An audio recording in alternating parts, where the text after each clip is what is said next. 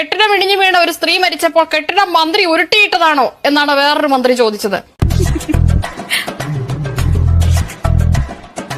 ഒരു ആശുപത്രിക്കുള്ള ഒരു junior doctor കുത്തേറ്റ് മരിച്ചപ്പോൾ ഒരു മന്ത്രിയിൽ നിന്ന് ആദ്യം ഉണ്ടായ പ്രതികരണം എന്താണ്?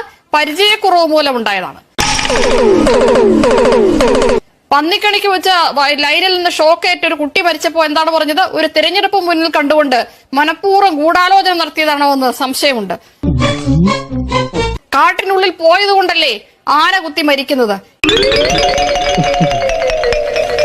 എന്നൊക്കെ ചോദിക്കുന്ന മന്ത്രിമാർക്ക് നിങ്ങൾ ഈ പറയുന്ന മനുഷ്യനാവണം, മനുഷ്യത്വം ഉണ്ടാവണം എന്നൊക്കെ പറയുന്നല്ലോ, മനുഷ്യത്വത്തിന്റെ അല്പമെങ്കിലും ഉള്ളവർക്ക് അത്തരമൊരു ദുരന്ത മുഖത്ത് ഇത്തരം പ്രസ്താവനകളൊക്കെ നടത്താൻ കഴിയുമോ?